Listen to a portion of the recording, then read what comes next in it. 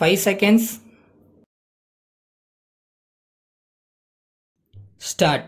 தலைவர் அவர்களே, நண்பர்களே, இந்திய தொழில்களின் அபிவிருத்தி பற்றிய இக்கருத்தரங்கினை மிக நல்ல முறையில் ஏற்பாடு செய்து அதில் கலந்து கொள்ளும்படி என்னை அழைத்த உங்கள் அனைவருக்கும் என் நன்றியையும் மகிழ்ச்சியையும் முதலில் தெரிவித்துக் கொள்கிறேன்.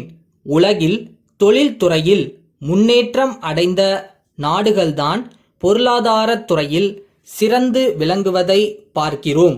அந்த நாட்டு மக்களின் வாழ்க்கை தரம் வெகுவாக வளர்ந்துள்ளதையும் காண்கிறோம். ஆகவே தொழில் வளர்ச்சிக்கு வேண்டிய எல்லா நடவடிக்கைகளையும் மேற்கொள்ள வேண்டியது அரசின் கடமையாகும் என்பதை சுட்டிக்காட்ட விரும்புகிறேன். இந்தியாவில் நலிவு அடைந்து வரும் சிறு தொழில்களுக்கு உதவ இந்திய தொழில் அபிவிருத்தி வங்கியானது தீர்மானித்து இருக்கிறது என்ற செய்தி இந்த சமயத்தில் மிகவும் வரவேற்கத்தக்கதாகும். இந்த உதவியை கொண்டு நலிந்த தொழில்களை மீண்டும் சீரமைத்து நடத்தவும் அவைகளை நவீனமயமாக்கவும் முடியும். தற்போது சர்க்கரை மற்றும் காகிதம் ஆகியவற்றை உற்பத்தி செய்யும் தொழில்களுக்கு இத்தகைய உதவி கிடைக்கும் என்று தெரிவிக்கப்பட்டுள்ளது. வேறு சில தொழில்களுக்கு உதவுவது பற்றிய அறிக்கை விரைவில் வரும் என்று அறிவிக்கப்பட்டுள்ளது. கொஞ்ச காலமாகவே இத்தகைய தொழில்களை சீராக்கும் விஷயத்தில் அரசு விசேஷ கவனம் செலுத்தி வந்துள்ளதை நீங்கள் அனைவரும் அறிவீர்கள். அரசாங்கம் நேரடியாகவும் இதர நிதி ஸ்தாபனங்கள் மூலமாகவும் உடனடியாக இத்தகைய நிதி நிவாரண நடவடிக்கைகளை எடுக்க வேண்டிய நிர்பந்தம் ஏற்பட்டுள்ளது. கடந்த வரவு செலவு திட்டத்திலும் இதை பற்றி அரசு குறிப்பிட்டிருந்தது. அதன் அடிப்படையில் சில உருப்படியான நடவடிக்கைகளை எடுக்க அரசு இப்போது ஆரம்பித்திருப்பதை நாம் காண்கிறோம். திட்ட கமிஷனுடைய ஒரு விசேஷ குழுவும் இந்த பிரச்சனையை ஆராய்ந்து பல்வேறு நிவாரண முறைகளை சிபாரிசு செய்திருக்கிறது. பொதுவாக நிதி பற்றாக்குறை, மூலப்பொருள்களில் உள்ள பஞ்சம் ஆகியவைகளும் தொழில்கள் நலிவு அடைவதற்கு காரணங்கள் ஆகும் என்று குழு சுட்டிக்காட்டியுள்ளது.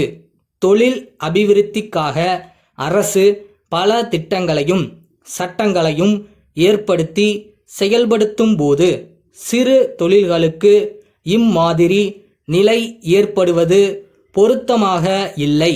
இத்தகைய நிலை ஏற்படுவதற்கான காரணங்களை கண்டு அவற்றை பரிசீலனை செய்வதில் கவனம் செலுத்தப்படுவது அவசரமான ஒன்றாகும்.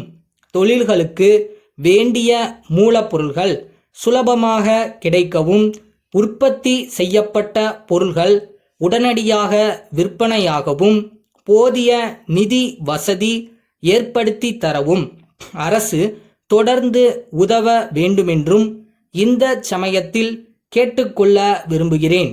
தொழில் நலிவுக்கான அடிப்படை காரணம் பெரும் அளவுக்கு நிர்வாகத்துறையில் தான் இருக்க வேண்டும் என்ற ஒரு கருத்தும் இருக்கிறது. இத்தகைய நிலைமைகள் ஏற்படாமல் இருப்பதற்கு வேண்டிய நடவடிக்கைகளையும் எடுக்க வேண்டும். ஆகவே தொழிலாளர்களும் தங்கள் கடமைகளை உணர்ந்து சிறப்பாக பணியாற்ற முன்வர வேண்டும்.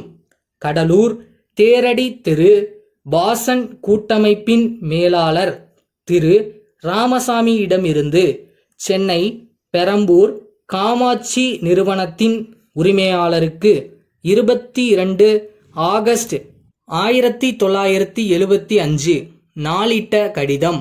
அன்புடையீர், நீங்கள் ஏற்கனவே ஒப்புக்கொண்டிருந்தபடி இத்திங்கள் 18ஆம் நாளுக்குள் வந்து சேர வேண்டிய தோல் கைப்பெட்டிகள் 50 இன்னும் வந்து சேரவில்லை என்பதை வருத்தத்துடன் தெரிவித்துக் கொள்கிறோம். இது எங்களுக்கு மிகவும் சங்கடமாக இருக்கிறது. வாடிக்கையாளர்களுக்கு எங்களிடத்தில் உள்ள நல்லெண்ணம் இதனால் ஓரளவுக்கு பாதியாக்கப்படுகிறது என்பதை நீங்கள் ஒப்புக்கொள்வீர்கள் என்று நம்புகிறோம். நாங்கள் குறிப்பிட்டிருந்த அளவுகளில் கைப்பெட்டிகள் தற்சமயம் கைவசம் இல்லையென்றால் அவற்றை விட சற்று குறைந்த அளவுகளில் கைப்பெட்டிகள் தயாராக இருக்குமானால் அவற்றை ஏற்றுக்கொள்ள தயாராக இருக்கிறோம். இது பற்றி எங்களுக்கு உடனே தந்தி மூலம் தகவல் அளிக்கும்படி கேட்டுக்கொள்கிறோம். இப்படி அவசரப்படுத்துவதற்காக நாங்கள் உண்மையிலேயே வருந்துகிறோம். ஆனால் இந்த விஷயத்தில் மேலும் காலதாமதம் ஏற்படுமேயானால் எங்களுக்கு பெருத்த நஷ்டம் ஏற்படும். தங்கள் உண்மையுள்ள